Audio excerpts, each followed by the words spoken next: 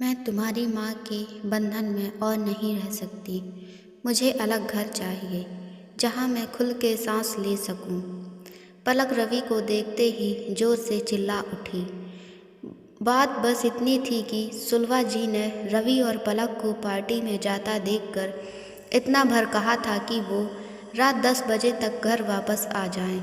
बस पलक ने इसी बात को तूल दे दिया और 2 दिन बाद ही उसने किरण से घर किटी मैं देन उसे मकान ढूंढने की बात कह दी।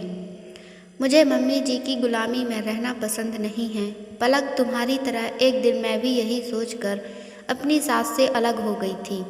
किटी खत्म होते ही किरण पलक से बताती है, तभी तो आप आज़ाद हो। पलक ने चहक कर कहा तो किरण का स्वर उदासी से भर गया।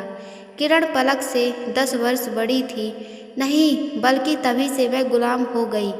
जिसको मैं गुलामी समझ रही थी वास्तव में आज़ादी तो वही थी। वो कैसे? पलक, जब मैं ससुराल में थी दरवाजे पर कौन आया मुझे मतलब नहीं था, क्योंकि मैं वहाँ की बहू थी। घर में क्या चीज़ है क्या नहीं इससे भी मैं आज़ाद थी।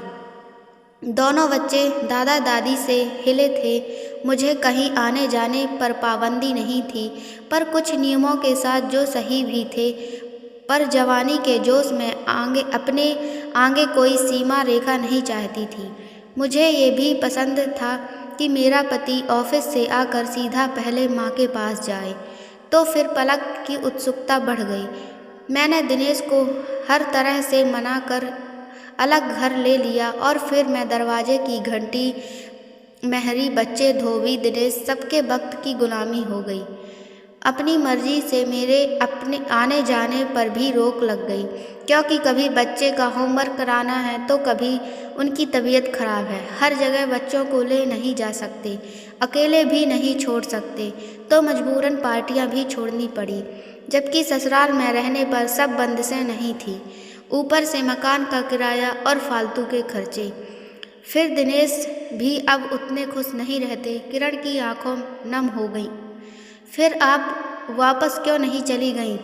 किस मुंह से वापस लौटती? उन्होंने एक बार मम्मी से कहा था कि पापा ने यह कहकर साफ मना कर दिया था कि एक बार हम लोगों बड़ी मुश्किल से अपने आप को संभाला है, अब दूसरा झटका खाने की हिम्मत नहीं है। बेहतर है अब तुम वहीं रहो। ओह पलक, घर से बाहर कदम रखना बहुत आसान है, पर जब तक आप माँ बाप के आश्रय में रहते हैं आपको बाहर के थपेड़ों का तनिक भी एहसास नहीं होता। माँ बाप के साथ बंदिश से ज़्यादा आज़ादी होती है, पर हमें वो पसंद नहीं होती। एक बार बाहर निकलने के बाद आपको पता चलता है कि आज़ादी के नाम पर खुद के पाँव में जंजीरें डाल ली। बड़ी होने के नाते तुमसे यही कहूँगी, सोच समझ कर ही कदम उठाना। मन ही मन में ये गणित दोहराते हुए पलक एक क्षण में निर्णय ले चुकी थी कि उसे किरण जैसी गुलामी नहीं चाहिए। घर की ओर बढ़ते कदमों के साथ साथ ही वो मन ही मन बुदबुदा रही थी कि घर पहुँचते ही सासू माँ के पैर छूकर क्षमा मांग लूँगी और सदा उनके साथ ही रहूँगी। माँ बाप को साथ नहीं रखा जाता, माँ बाप के साथ रहा जाता है।